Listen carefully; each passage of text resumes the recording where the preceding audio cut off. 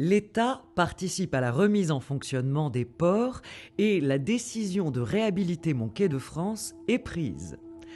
Je ne me remettrai pourtant pas complètement de mes blessures de guerre.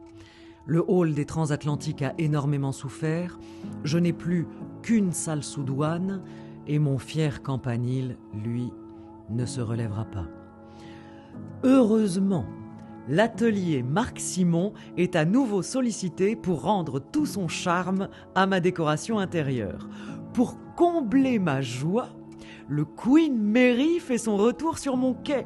En 1948, oh, on s'était pas vu depuis 1939. Quelle belle retrouvaille! Lors de ma seconde inauguration, en mai 52, je ne suis que partiellement réhabilité. Seules les parties nord ont été relevées et ma grande salle est en cours de réaménagement. Pas terminée, certes, mais tout aussi digne et majestueuse qu'avant tout de même. Le 22 mai, à 11h, l'autorail présidentiel retentit de nouveau et le président du Conseil de la République, Antoine Pinet, coupe mon ruban pour inaugurer ma nouvelle vie. Je suis resplendissante.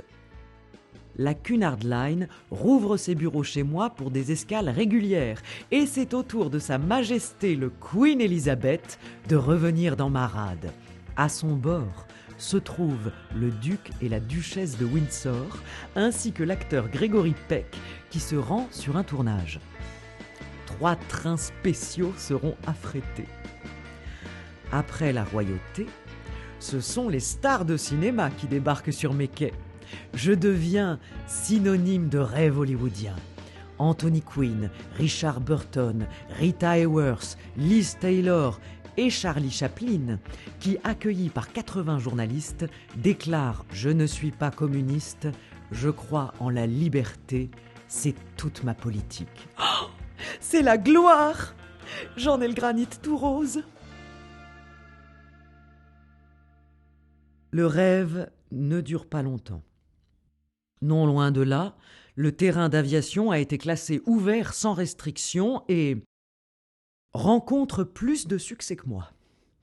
Face à des monstres de rapidité comme le Concorde, je suis devenu obsolète. La chambre de commerce, qui ne voit plus mon utilité, souhaite dégager un terre-plein pour le trafic des marchandises et décide de me détruire. En 1978, le projet de reconstruction d'une zone pour accueillir des conteneurs annonce la destruction de ma galerie nord. La première tranche de démolition a lieu en 1979, la seconde en 1982. Il dynamite aussi ma galerie sud, après m'avoir sauvé des Allemands. Tout ça pour ça? Je m'effondre lentement. Qui pourra me sauver désormais ?